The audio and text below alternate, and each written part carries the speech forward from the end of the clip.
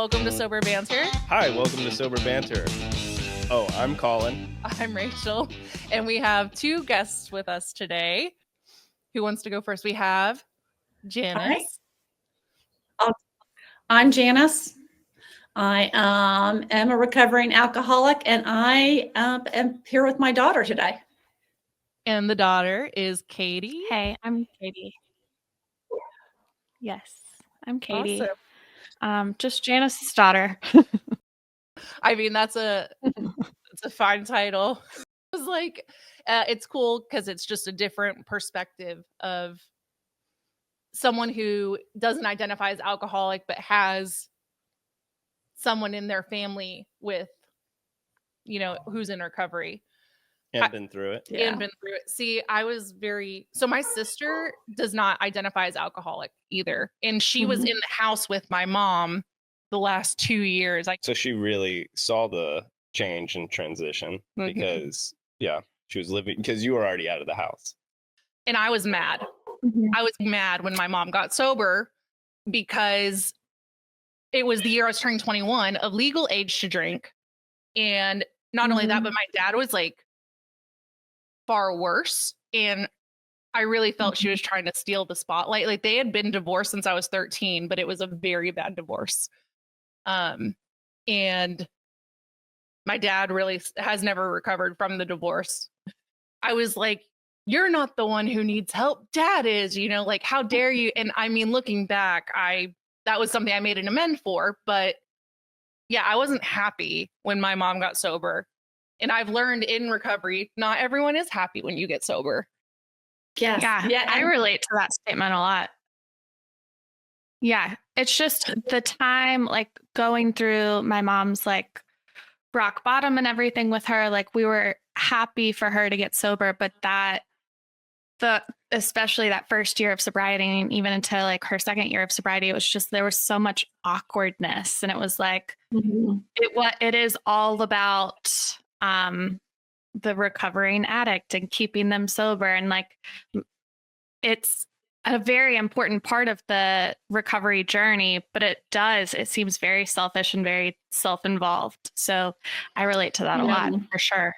I remember times like, hide all the alcohol. Like, my mom's coming over. Like, I thought like it was going to be a trigger or some sort. And I mean, now as someone who's sober, like, I know it's not a trigger, but I would be like, guys, my mom's coming. Don't talk about drinking. Don't have any, Well, I remember one time we said to your mom, we were doing Sober October, and we'd already caved by the first weekend, and we bought a house in the same neighborhood as her mom. So her mom just randomly stopped by, and we were like, oh, throw everything in a drawer, quick. We're still Sober October. It's so bad. Well, you probably have some interesting insight in trying to get sober with a sober parent. So none of my kids are alcoholics or addicts. But I really fear, because I believe in the genetic link, that, I came from two alcoholic parents. I think I was probably destined. Once you put enough alcohol in, I feel like you tip the scales, and that's what happened to me. So I think I'm a little neurotic might be I am even too. appropriate about my children. And I remind them all the time. I don't know if I do it too much. Call my mom. There were times when, like, if I were really drunk, and I remember calling, being like, how do I avoid becoming an alcoholic? Like, is there a point where you can, skip the disease? And I don't remember what she said, but at the time I was looking for insight on to make sure I didn't end up having a problem with alcohol, because I loved it. Yeah. Yeah. Well, and I know from my experience too, because I grew up in an alcoholic home, I was always aware of my drinking. And early on, I think I had other addictive behaviors like running and swimming and stuff like that. So that I didn't start drinking until I was 40. And because I drank socially. I drank like normal people for 20 years. Yeah. But in my 40s, I was in total denial because I had drank pretty much like everyone else. And so it crept up on me. And at some point, I feel like I went from, social drinker to alcoholic. And it's hard to say exactly when, but I did. The point I was trying to get us during that time, I tried so hard to moderate my drinking, to try and fix myself in every way other than giving up alcohol. Same. So, yeah. That was the only thing I didn't want to give up. But I think a lot of what the other problems lead to codependency on alcohol. And I think that that's something that's fixing those other things is important. And that's one thing that, like, even though, like, I'm sure my mom does worry, like, it's genetics, it's whatever, like, it's something that, like, she wants us all to keep an eye on, to avoid that from happening to any of us. But I think that taking care of our mental health, doing things like going to therapy, and having like good balance throughout the rest of our lives is something that you also stress as important for all of us. So did you start doing did you get your degree before or after sobriety? I got it before. And here's 2 points I want to make. This shows how insidious the disease is and how important it is to take care of yourself. But I grew up in the alcoholic home, decided early on I wasn't going to become an alcoholic or have problems. And I was automatically drawn to social work, helping people. Because, they say you grow up in a dysfunctional home, or alcoholic home. You become an alcoholic, you marry one, or you go into the helping field. So I like to say when I became a social worker.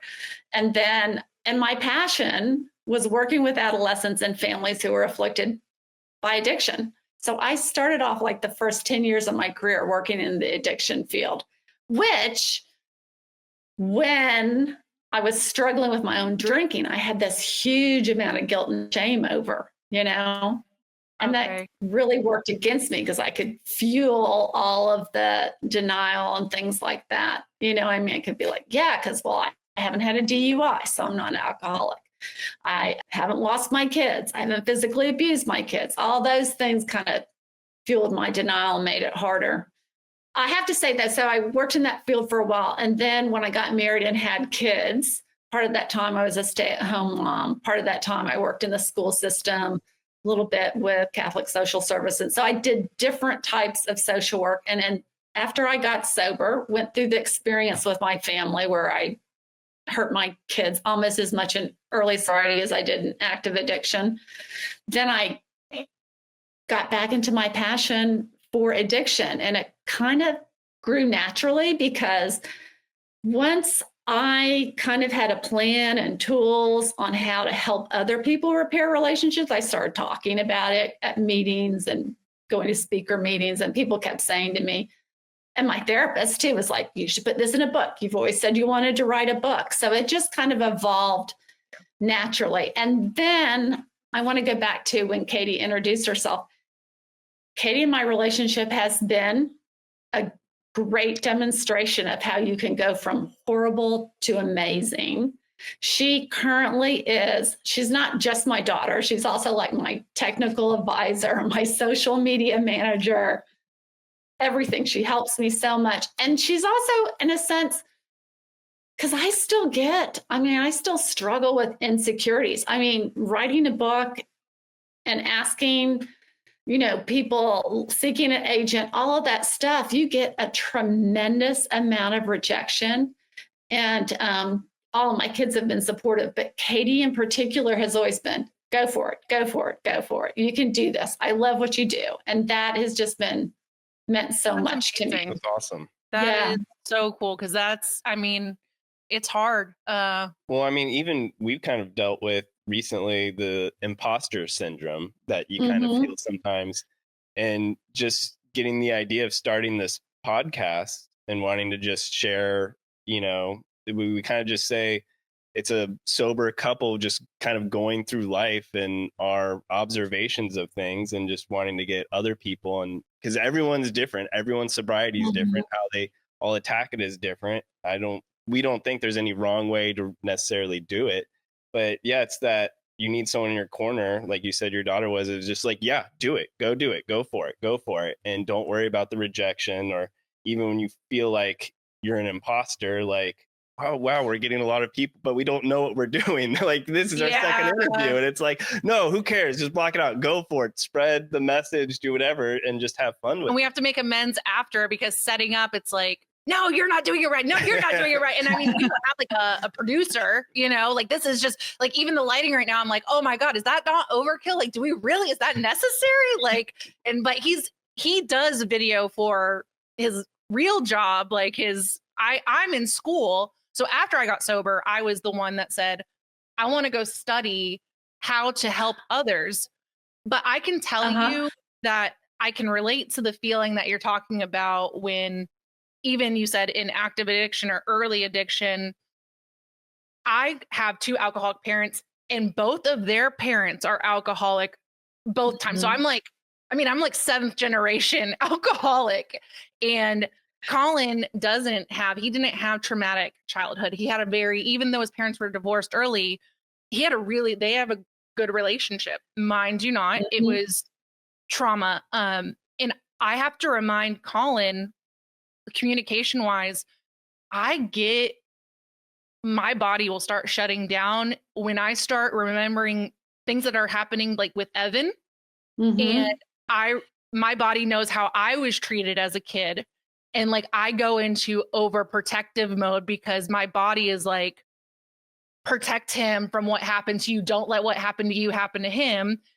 And then it becomes to Colin's like, well, we have to teach him lessons. We're not going to do it the way your parents did. But my body, like, can't overprotect all the time, kind of thing. It's really, really hard, because I was told, go, emotions were not allowed to happen. You go to your room, you hide. If you are not happy, you go away. Or there was the emotional abuse of, they did not want us around unless we were quiet. Alluded back to drinking, maybe, or taking care of. Yeah. My mom, if she was home, not working in the ICU, because she was an ICU nurse. I mean, again, it was not good. So all I want to do is love Evan, which, when parenting in the beginning, I was so determined not to be my parents, and I wound up, falling asleep at the bathtub.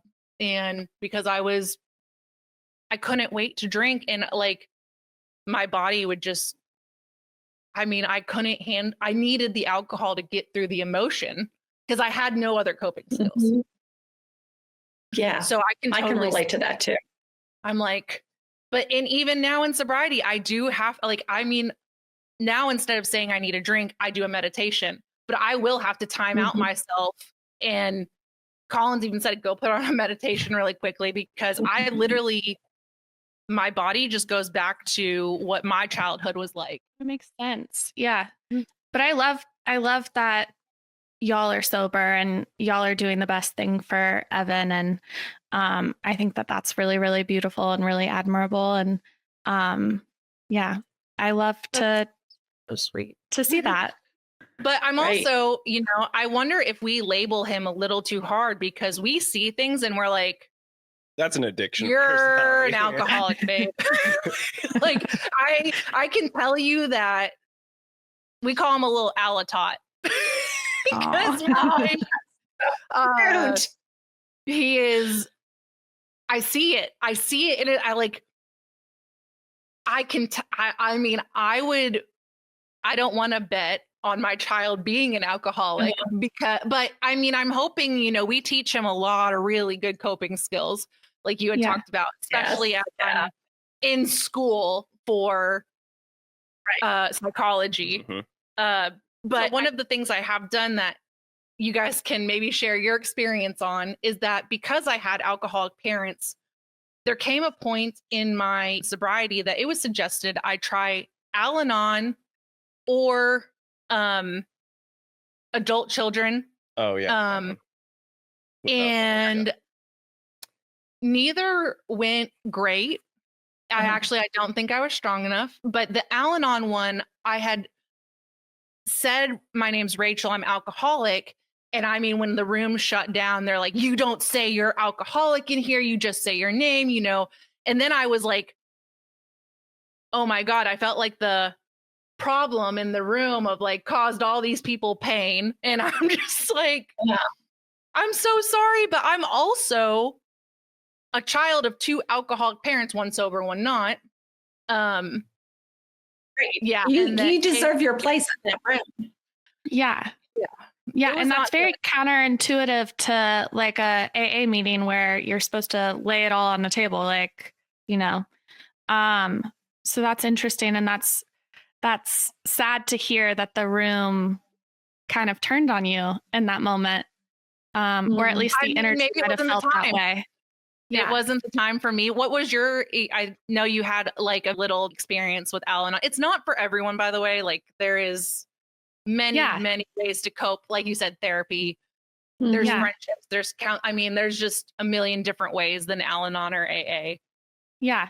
And I think that those are great tools and resources for families of alcoholics. But I personally also did not really get too far into Al-Anon or adult children of alcoholics. I know my mom at one point in time, like she played these like online meetings while we were together here and there during a certain period of time when I was living with her. But still, even then, like I didn't cling on or really like not relate, but like I didn't feel like it was helpful to me. But there was one point in college, like during my mom's early sobriety, that I thought that I was going to an Al-Anon meeting. And it's where it was advertised. It was like the only Al-Anon meeting that was in the area. And I walked in and like the meeting was going on and it was a full-blown AA meeting. And this was, again, early into my mom's sobriety. So I hadn't been to an AA meeting with her. I hadn't had much knowledge of AA or the recovery process yet. And I sat down for like 5 minutes and I had a friend that came with me who was very kind to come with me. But as soon as we sat down and I found out we were in an AA meeting, I was like, I'm going to throw up. I need to get out of here. And we didn't last 5 minutes. And I was like, come on, let's go. This is uncomfortable. I'm not ready for this. I'm not prepared for this. I'm like shaking. It was like a body reaction to like escape, get out of here. And I mean, so one thing I don't think I knew before AA, which I've also told, or Al-Anon, any of those types of recovery meetings, I'm like, you do know, like, it's not like a prison. You like, if you go in, you feel uncomfortable, you can walk out, and that's and no one's going to like follow you or be like, shame you. I thought like, it's like an hour and like, you're trapped, you know, like, and I remind people, hey, even if you just go test it out, you can leave. It's okay. It might feel awkward to you. Yeah. I promise no one else in the rooms is like, we learn in AA, people typically don't care. Like we think people care. Like my sponsor used to say, how important do you think you are? Like she's like, do you think you are like the spotlight's on you? Like no one's noticing you. And she's like, I promise you're not that special, like, you know, in the nicest way possible, but it's not something you could have told me before sobriety. I'm like, everyone's looking at me leaving. No one. I think really that's cares. A very human thing in general, is to think that everyone is like judging you constantly, even if it's just like your grocery basket in Walmart. It's like, I don't know. Yeah. Those are thoughts that I have. I'm like, do people see how like unhealthy my like pizzas and mac and cheese and stuff is in my grocery basket? Like, I think that that's pretty human, but no one cares. Yeah. But the only difference I would say or the next phase would be when I feel that uncomfortable, my brain automatically used to go, I need a drink right now, or I can't stop these thoughts. Like, for a therapist that I had the best way of explaining she talks about birds fly, and you have a thought like, oh my God, people looking at my grocery basket, and you just continue on. It's fly where by. Yeah. when the bird stops and starts building a nest is where you're having an intrusive thought. And it's like, I look at the basket and I'm like, oh my God, I hate myself. I hate me. I hate how I am. Oh my God, the only way to make this stop is to get alcohol or a drug in me right now. And then I'll go to the wine aisle and be like, screw it. I don't care if I said I wasn't drinking yesterday. I'm so uncomfortable. I don't know another way out of myself. Mm-hmm. And it's like that nest that just builds, and birds flying, fine. But when it starts, stop, we're gonna really build up here. And that was just I love that analogy. Great analogy. That's a great analogy. And yeah. But now, one thing I want to say about meetings too is that, sometimes you have to try a number of them at different locations and places, because like I know in my community, there's a clubhouse, and every day it has a morning meeting, a lunch meeting, and a dinner meeting. And each one of those meetings is different. Yeah.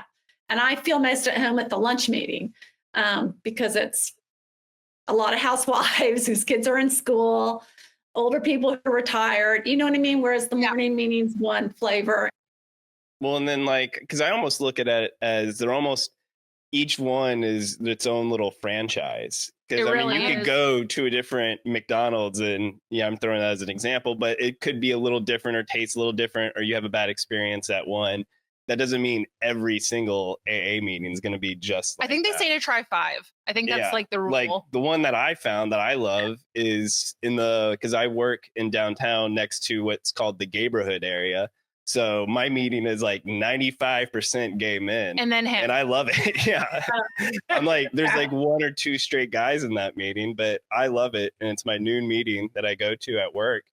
And I've joined a few times and they're like, we've heard a lot about you. I'm like, I'm sure you have. I'm sure you have. It's the one that, just I gel with the most. And it's just funny how that works out that way. But you got to test out a lot of different meetings. Like you were just saying, the morning, noon, and night ones are all a little different, and you gel with the noon ones the best. Mm-hmm. Yeah. Yeah. And I wanted to ask at least, so one of the things that brought you on or listening to the podcast is you have a book coming up March 11th of 2025. It is already on pre-sale, Barnes and Noble, and Amazon is The Rebuilding Relationships in Recovery.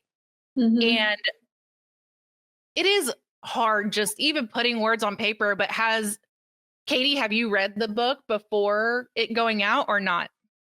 So my mom had sent me a few chapters via email, and I had read a couple of the chapters, but my mom got a couple of sample copies in the mail, and I was like, one of those has to be mine. It's hard.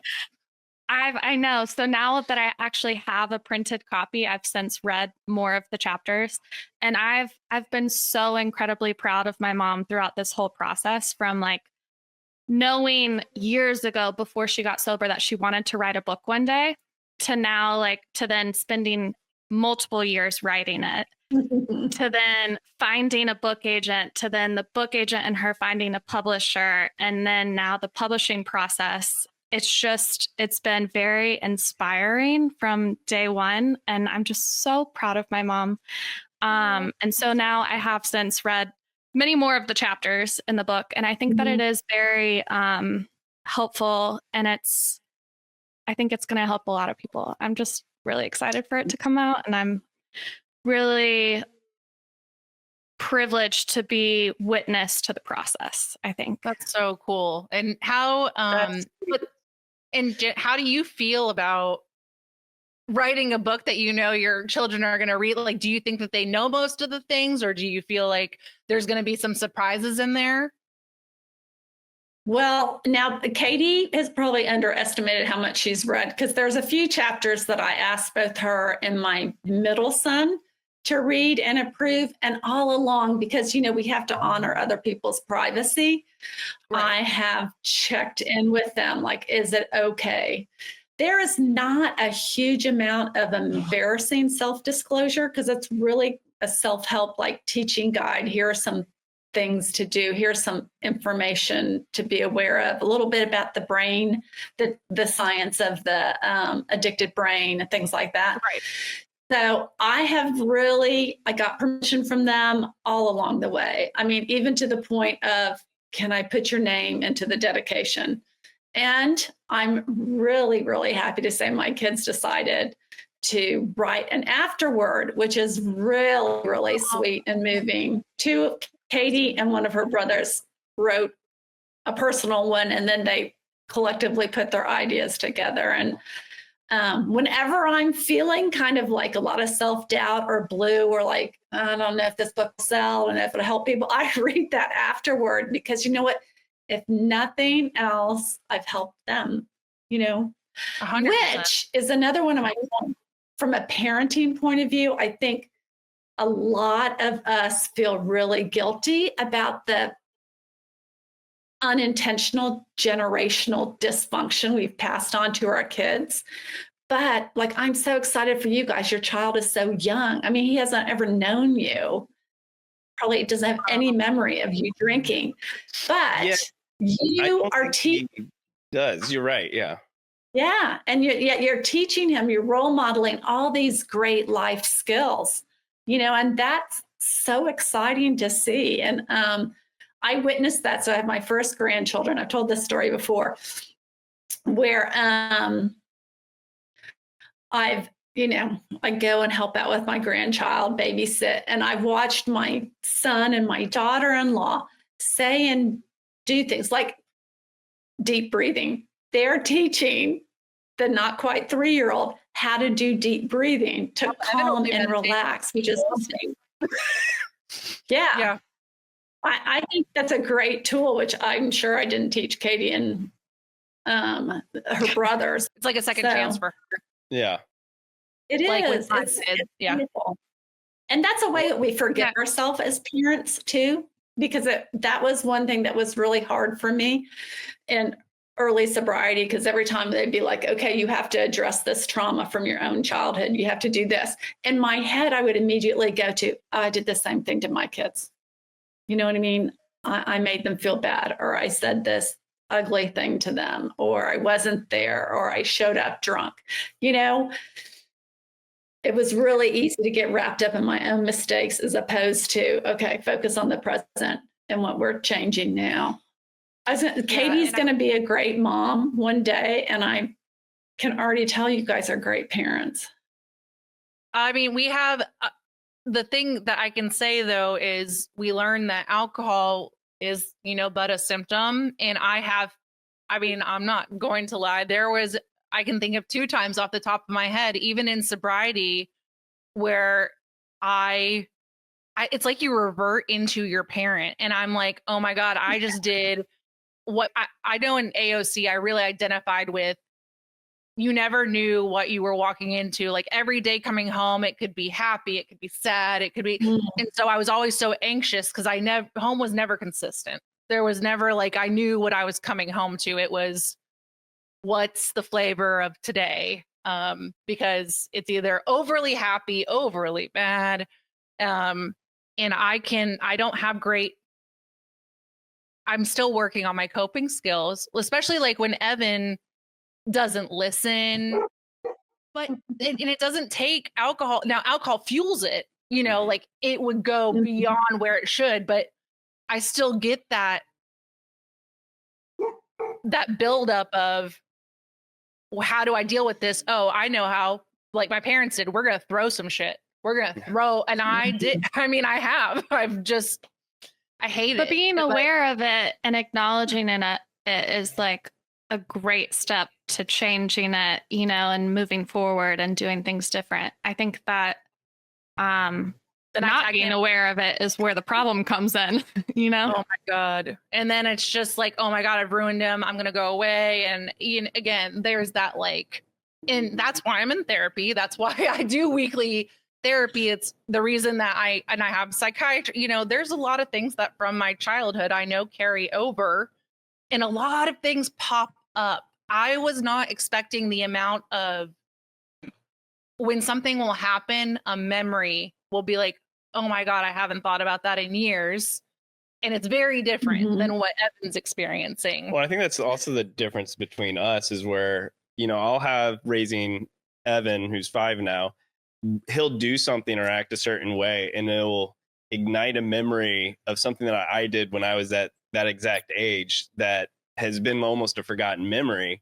And I was like, oh, wow, that's crazy. But when that happens to you, it's not a great memory. It's a negative, where to me, it's like usually a good memory of something, but it's almost the opposite. So I think that's also, you know, the two differences between us is where some of those things were hidden from you. And, you know, as Evan ages, you know, that stuff just gets brought back up, those weird memories. That stuff comes up. It's still second nature, you know?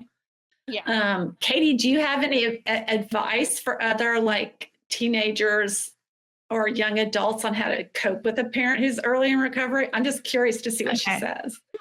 Oh, I thought, so when you said, do you have any advice? I thought we were talking about being a parent and I'm like, I don't have a child. I have no idea. I'm not giving out of that kind of advice, but to cope with having a parent, that's. You living with your mom or were you already out at college? So I was at college when my mom went to rehab and got sober. I was in my second year of college. But I was still coming home often enough to be aware of what had been going on at home. Like she went to rehab February, and that Christmas break beforehand was a disaster. Was a wild disaster. And so I wasn't unaware of the situation at home. And my 2 younger brothers, I felt in a way a need to protect them, but I don't think that I actually protected them. If anything, I just like called my mom out and maybe made situations more explosive or worse in different times leading up to my mom going to rehab. If you didn't do that, I think everything serves a purpose. Like that might have helped push the needle, you know, I feel like there's things where we're like, oh, I wish I wouldn't have. I'm like, if I hadn't had that experience, I don't know that I would have gotten sober. I might have still been making excuses. Well, I know one of our last family trips was to Florida with my mom, and there was towards the end of the vacation. They don't want a vacation with us again. Yeah, they sat us down and said, this is going to be our last vacation with you guys because we were just such a drunk arguing mess the whole time. And that was 2-3 weeks before we went to AA. It's a week and a half. Yeah. So there you go. That's what I thought of when you were telling me that Christmas. And it's like, I think a lot of people have that one last like, oh, this is a shit show. Well, at the point we couldn't stop, you know, like that was the luggage that we packed an extra suitcase that just had Jameson in it. That doesn't sound like a normal statement to most people. We were like, we thought we're geniuses. We're like, in hindsight, you're like, oh, that maybe should have been a time. And we have 2 handles of Jameson, and I mean, that was a very bad trip. But again, had that not happened, it had to happen for me to get to the place where you could convince me that maybe alcohol was a problem in my life. Yeah. And maybe like growing up with my mom, like I think that there probably should have been signs earlier on that were like kind of like that were a little bit off. Like my mom used to pack a bottle of vodka when we used to go to our grandparents' house, and it would just be like a part of your suitcase. And now looking back, it's like, do other people do that when they go visit their parents? Like, I don't know. My parents did that too. So I thought it was normal. Like I thought that's like what you do. Yeah. And it wasn't until it got like really bad that it was like, oh my God, you've got to control this. This is a problem. Yeah. Till I was screaming at you in front of grandma, and grandma was like, Katie, that's your mother. You've got to calm down and respect your mom. My mom, she's the super typical codependent Al-Anon to my alcoholic dad, always covering up, cleaning up. So, Yeah. And that's both of them, I would say, lots of codependency in my family. And the other thing, so my grandmother, and both of my sober grandparents who had over 20 years sober did not get to see me sober. And so each of my parents, not only they had almost the same as me, one sober, one not. And my grandma, our final straw of like where our relationship distanced was when she tried to force me to go to an Al-Anon meeting, and I wasn't ready. I didn't want to go. I felt like that same feeling you described. Like I was like, throw up. I just don't want to be here, and she tried to force it on me. And I'm like, you can't do that. You can't. Yeah. It won't work.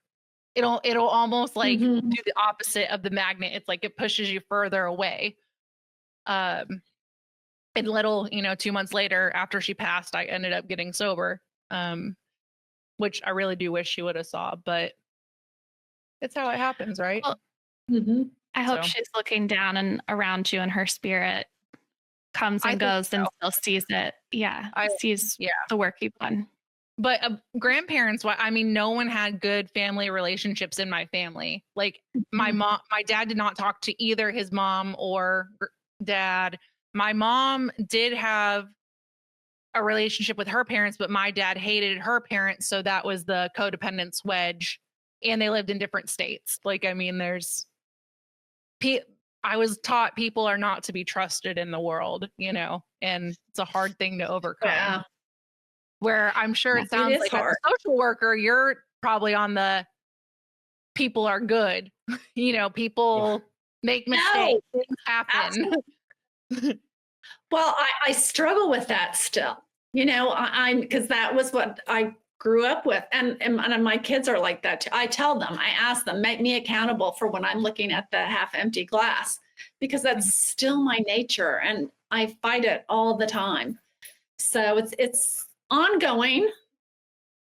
And then on the other hand, the social work part of me wants to believe if you're not invested in my circle, I'm probably going to perceive you as a good person. And I might not even catch on when you like accidentally insult me or say something that I may not catch that. But if you're in my inner circle, I'm not going to trust you as much. Really? So, yeah, I guess I'm kind of the same, because I know like even right now I'm having I have an unknown, semi-half diagnosed autoimmune, and the input from all of the family members. Another thing I struggled with is when you were sick, it's just allergies, just move on. And like not being believed that I'm like, so when people dismiss, so I get real, or they try to solve it for me. And I'm like, I don't want a solution. I don't want you to solve me. I want you to just listen and believe. Like, just believe me. Just believe me. I'm telling the truth. I promise. But it's a hard battle to have. And I also wanted to one topic. You talked about a blog that you're kind of keeping up. So the book coming out in March is awesome. But you also have a ongoing blog where you're talking about things that are just coming up in life, right? Right. That are with recovery or parenting or just any random, just kind of what goes on in your life, right? True. The one I published today was about grief and it's very personal. It's not like some of them are educational teaching. This one's very personal because I had grief is a big issue for me, and it got triggered big time. And I had to like sit and process it. So in journaling, I just turned my journal into a blog. But part of that comes from I love going to conference, teaching, reading, writing, research. So it just kind of came natural. I don't have anyone magically helping me out with editing, so it's very casual. Lots of typos. If Grammarly can't fix it real quick, it's probably there. But it's a fun thing to do. And I do at least 2 articles a month. So thanks for So I was coming. going to ask, do you go by hand some of the time and then go back and type it, or do you just straight type into a computer? Well, no, I straight type into a computer. And that, my very first AA sponsor was like, you have to write it by hand. It's so much more therapeutic. But I've done that for so long that it's journaling on the laptop is just as good for me as handwriting. Actually, it's probably better for me now than handwriting. Early in your recovery, you had handwritten notebooks, though. Oh, yeah. I remember that. They're still floating around, too. I just was curious what everyone kind of does, because there are, like, as he will say, like a failed stand-up comic, he always has a little book in his pocket to write down something he's thought of. But some people are like, they'll put it in the notes in their phone, which is what I do now. Mm-hmm. I don't carry around, but when it comes to journaling, I will physically write and go retype at times. Yeah. When did you start blogging or putting that out there? Well, actually, I had a blog like in 2011 and 12 about my experiences taking care of my elderly parents, which was very emotionally trying. And then I set that aside because my drinking got in the way. But I started blogging, I guess, gosh, I don't even know if it maybe in May or something of this year. And mainly it was an outlet because, of my need to keep like I do some speaking and teaching, and I'm real excited about some workshops that I have coming up. But it's kind of my fix. I mean, I'm sure that goes back to the codependent part of me who loves to teach, who loves to talk. And it's kind of second nature, codependency. I'm a helper, Are the workshops something that like anyone can participate in, or is this something? A little bit of everything. So most of them have been like drug and alcohol addiction conferences lately, or AA. I've spoken at a few AA conferences, women's conferences, which are good. It's evolving. So, but I'll post it on my Instagram in case people are interested in attending. And what do you do for work? Or are you, I know if I'm hearing that you're the Instagram, I love the Instagram, by the way. I like the theme. I like the coloring. Like, I mean, I think I like, as I'm scrolling every post, I'm just like, I hope they don't think I'm weird. Yes. At the beginning of the podcast, my mom gave me credit for social media management, but I am not her social media manager. If anything, she's tried to push me into like doing more social media. I'm just social media support. Hey, but listen, it's real. It's overwhelming at times. Yeah. That actually originated though from when my mom found Lisa, her book agent. Lisa had said, you need an online presence. So my mom started doing the Instagram accounts and then created the website. And from the website became the blog. And you've really enjoyed the blog since. And I think that that's been a great outlet to do like side projects as well, like do some side writing rather than just like book editing, book assignments that you've been getting. So I think that that's great, but it's also cool because like how my mom says, it's like living amends. And I don't fear my mom relapsing. And I'm grateful to not fear my mom relapsing at this point, but the continued education, the continued writing, the continued workshops that my mom goes to, like I'm just, it's confirmation that I don't need to worry moving forward in the future about our relationship becoming difficult again. And so, but the Instagram is all her. For work, I'm the general manager of a small restaurant at a golf course. So, are you serious? yeah, That's awesome. I worked in restaurants my Mm-hmm. entire life. So, I mean, that's what I did. yeah, I was, it's a tough industry. so you at a golf course, that's a nice restaurant. That I was like, I can already tell you that's like a club. Yeah. I love it. Katie it keeps things interesting. Every day there's a new problem to solve, or something breaking, or someone calling out, or you know what I mean? There's always something to keep my attention going further and further. And I've only done restaurants sober, helping out, and that was probably one of the weirdest experiences I had, because I came in to help manage, and the other person who was managing was also sober. He was sober. He had told me he was coming up on 9 months at the time. I was coming up on like 5. And he relapsed. Mm-hmm. And I watched him. It was the weirdest situation, because he was telling me he was going to meetings and coming back like wasted. And like, I was new in recovery, and I was just filling in at the friend's restaurant, and they're also heavy drinkers, but they drank the way I drank, and they were very mean about it when they came back. And you know, they were just happy to have a drinking buddy back. And it was so weird. And I went to so many meetings that week, like just being like, I don't know what to do.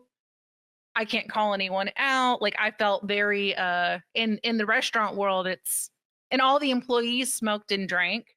So I was really the odd man out. They liked the manager who let them drink and take shots of the inventory behind the bar. And restaurant industry is an interesting industry, that's for sure. In the state of Alabama, it's very strict, and you're not allowed to you're not allowed to drink on the job. Obviously, should be the case across the board, but there are certain states and areas that don't discourage it if like a customer buys a shot for their bartender and stuff. So, but I think that it's definitely a industry where you do have a lot of drinking. I think it's hard to say. Use. Yeah, it is what it is. Yeah. The bartender used to be the person who sold blow, and what they would do is go in the bathroom, and under the candle that's like in decor, he would put the bag, and then you would go take it, put the money, and then the bartender would go get it. And I mean, there were customers that used that bathroom in between, and we were psycho, but that sounded so normal. It's like, oh, well, we need a pick me up for this long shift. Like, and I mean, we could have gotten caught at any time. We're not even talking about alcohol. Alcohol, we just hid that. We would do the deli cups. And I mean, it's like anyone could have smelled it, but I don't know. I didn't want to go back after I got sober because I thought it would be too difficult. I just really wanted to help people. So I started studying psychology, and that's great. I want to work in addiction and recovery. Because that's, I know what it's like on the other side. And it's right. It's I never want to go back. And I know, like, what Kay just said, the fact that you're constantly blogging and talking, it really does. It just pushes you so much further away from the drink. Right. And you don't want it. Yeah. And I think we haven't said this, but I think we all know it, is that a big part of staying sober is helping other people get sober, and with your podcast, you're definitely doing it. You're normalizing getting sober, or going alcohol free, or choosing to be sober curious. And you do it in such a great way that's not shaming. I love how you share your experience, how you've talked about, the past sober Octobers that didn't work. I think so. You're already doing some of that, Yeah. Well, I just want to help someone here. Like, we also didn't make it through sober Octobers, like there was a time it took what it took. And I just thought about this during this interview. I'm like, is Evan going to look back and like, this is like out there and I should have asked his permission? He's going to be like, oh, mom and dad, someone found your podcast. And like, your parents were fucked up. Like, I don't know. There might be periods of that. Yeah. But in the long run, he's going to be so proud of y'all and he's going to think it's so cool. I hope so. Or he's going to be like, man, mom and dad are narcs. Well, it might like, be one of those things where it changes, because we have seen in the last couple of years just sobriety been such an uptick with all the alcohol-free beer and other options where, you know, his age, it almost might make kind of the trend like smoking has kind of, it's not the cool thing to do anymore, where drinking alcohol at a young age doesn't seem to be the cool thing to do anymore. I mean, I'm sure it will be replaced by something else that we will, you know, scold him for. But right now it seems like, you know, that's not something I'm not ready for that. Worry about when he's 15 if he's sneaking out drinking, because, you know, that might just, the culture seems to be shifting towards just being sober curious or just not overly drinking, whether that's advertising or what. But it seems like it's. Well, I gave Colin a really good, and I know we can start to kind of wrap it up as we're kind of nearing the hour. I did ask Colin a question. Would you rather take away all of like the alcohol promotions, or would you rather have the equal match of marketing for recovery and help of alcohol addictions? So like, that's all Budweiser commercials, all of, you know, the Tito's commercials. Take those away, or would you rather just have it equally matched with recovery outreach? I have an opinion, but I want to hear Colin's opinion. Well, I mean, I definitely think advertising plays a huge part in it. But would you rather take it away, or would you rather match with mental health advertising? Well, I would rather take it away. So, yeah. And she brought up a point, like there's in downtown Dallas, a billboard that it's a Miller Lite billboard, and it has a waterfall. He doesn't want to let it go. And it's like, I've seen that billboard forever and thought it was the coolest thing at 5 years old. Like this, oh, it's the waterfall billboard. And then when I grew up, I realized it was for Miller Lite.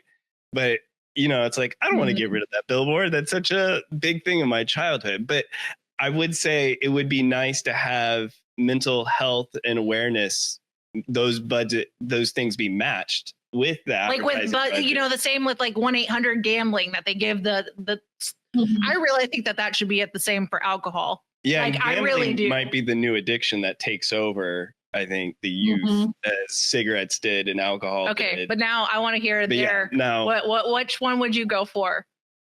I would vote for 50-50. Because I don't think we're ever going to be able to stop people from this socially acceptable drug.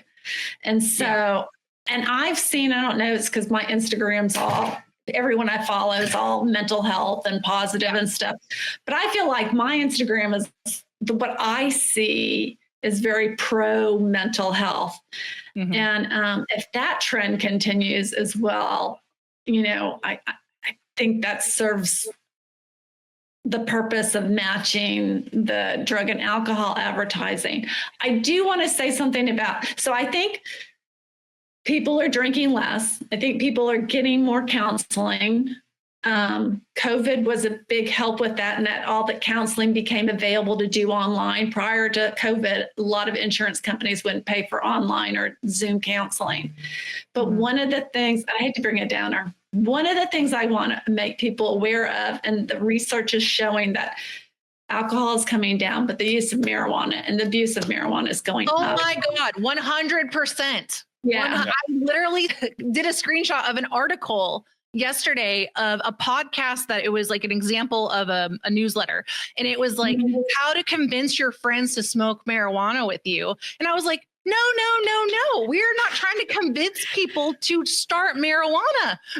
And that also might be with the THC infused drinks that companies are starting to do. Like there's someone that podcast we like and listen to. And he went to rehab, got sober. And well, I wouldn't consider him sober. I would just consider him not drinking alcohol. Made me really sad. But you're right. The rise of smoking marijuana. It seems to be, and I think a lot of it was the THC being in, at breweries. And they make it look like kids candy. Like they're like, oh, it's edibles, it's Skittles, it's like this cool Kool-Aid. And I'm like, they've talked about on the news the uprise of kids being brought into the ER because they accidentally ate their parents' THC infused. Because what happens when you get stoned? You get a little lazy, you forget, and you leave it out. Yeah. And then your kids you're thinking, oh, they won't grab it. Well, it looks like gummy bears because it is gummy bears. They probably say it tastes weird,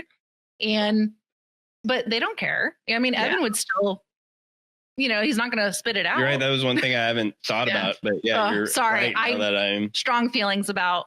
No, I think that was more aware of. Well, I don't think y'all are wrong because weed is not legal in Alabama. It's not even like medically it's not even medically prescribed yet.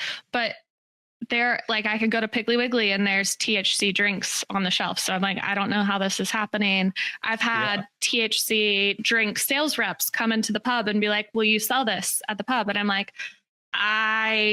it's not legal in Alabama. Like, I'm not going to be the test bunny. My restaurant isn't going to be the test bunny to figure out, is this going to slide? Like, I don't know. But also, I think that it is becoming prevalent. That's for sure. Yeah, because if you sell THC beer and then someone were to get in the wreck, or is there a limit on what you can order? Because really, as a bartender taking Texas alcohol beverage, the TABC, you're supposed to liable, have a limit on what you can serve, or if someone with the dram shop laws. I wonder what the drink for THC would be if someone left your restaurant and something happens in the parking lot, or what do you have to do as cutoff? Yeah, it's very complicated and. Oh, that makes me. Oh, there's reps. But going back to the original question, I think that promoting more like sober stuff would be great as well. But I think that there's BetterHelp. I feel like every YouTube video right now, every podcast, BetterHelp is one of the ads that's been coming up, which I think is great. Last question, as far as getting sober and staying sober, what were because you did mention at the very beginning that it was a progressive disease and you always did things, I think you said swim and some other activities. So when you first got sober, what activities did you kind of go back to? I know one for me was I played a lot of tennis as a junior, and I went back to kind of playing more tennis because it was an activity I did before I associated it with drinking.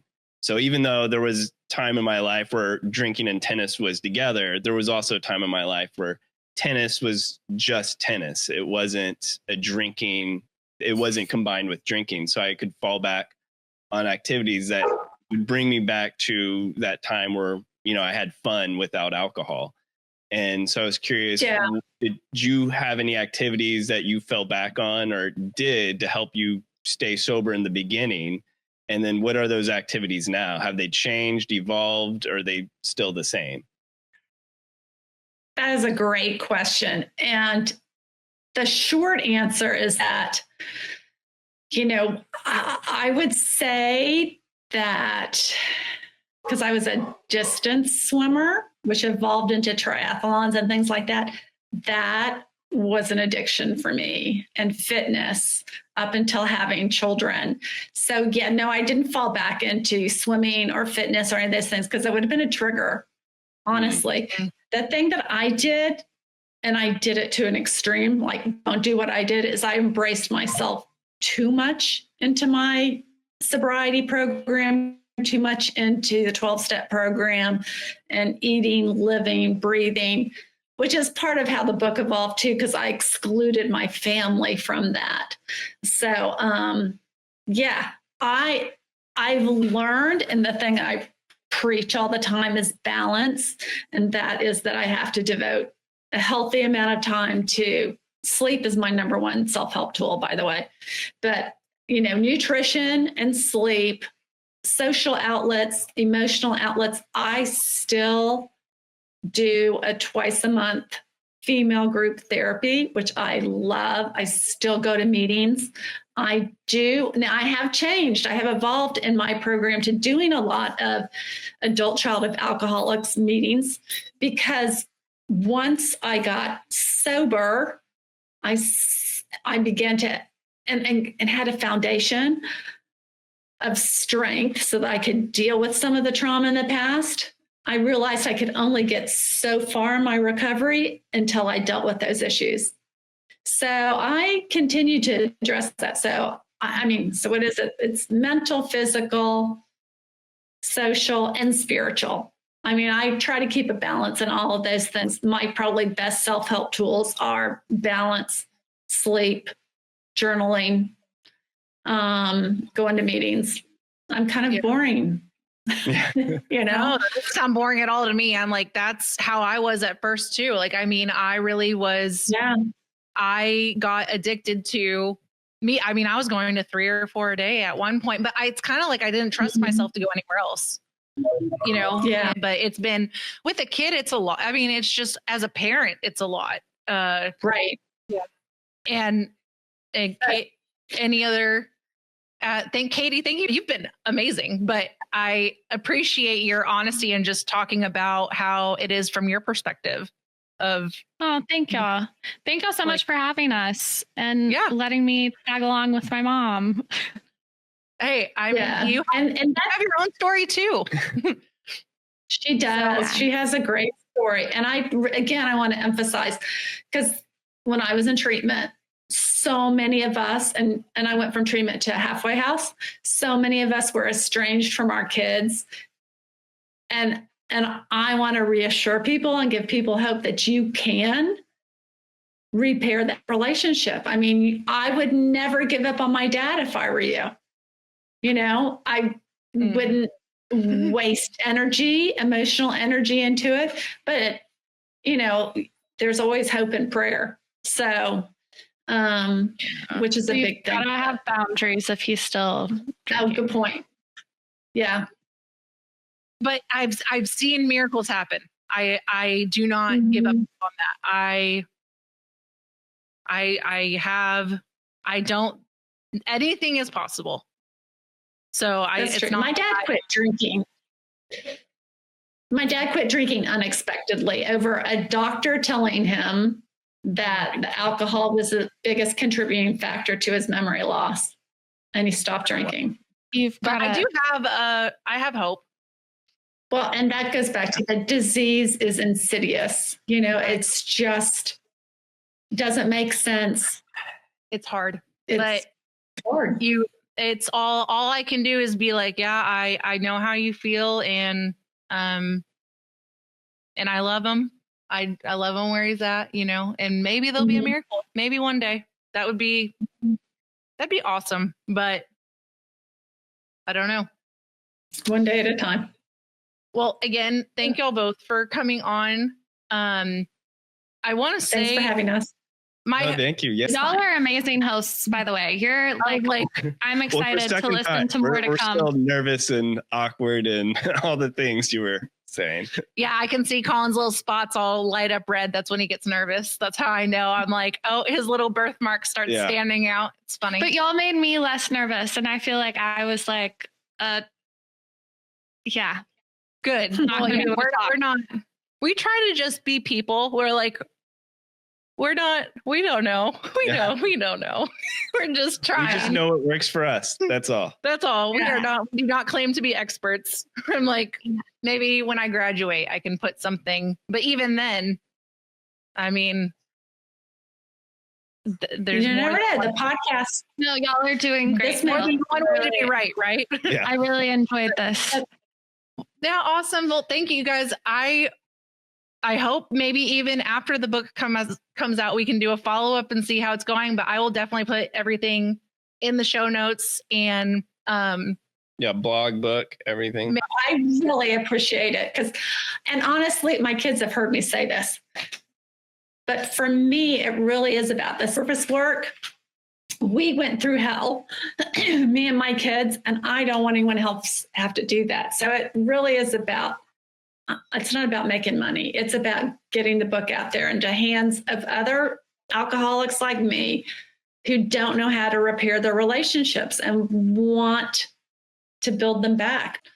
Oh, no, I hope I can. I want to write a book one day. It's just, and I've started little chapters here and there, but it's hard and it takes a lot of work. So, I mean, and I don't think there's this hard line of being like, you want to just share the word, but there is also like, you're worthy of making money on that because you put a lot of hard work into it outside of just your experience, the sitting down, the writing, the time, the editing, the people that you're having to hire to bring on. And it's like, that's where the adult children of alcoholics comes in. Cause you're like, want to be so codependent that you're like, no, just have it for free. Like but at the same time, it's like, hey, I'm worth something. Okay. Like I'm valuable, but there's that little voice in your head that's like, just give it away. Yeah. I get it. It's that's the balance of, that's what I think I would need. I need someone to be my boss. That's why I don't think I can be my own boss because I will fight with that back and forth. So yeah, I would have to hire an agent. Otherwise, there would be zero profit. I'd be like, but if you want to do it just a little bit at a time, like I've seen like my mom go through highs and lows and slow points and steady points. And it's like times when she needed a break from like do it, but it's just the repetition of continuing and circling back to it. And even if it's like 30 minutes in the morning of like some kind of writing, even if it's not writing, like brainstorming or outlining or something, like that's why I feel very grateful that I've been able to watch this whole process, because I do think dreams can come true with just hard work and dedication. And that's why my mom's gone from like at one point like an enemy to now like my like biggest inspiration. And I'm just so proud to be my mom's daughter. That's amazing. So that's what sobriety can do. Yeah. Awesome. Well, so thank you guys for joining us on Banter. Thank you. Bye. Bye. Bye.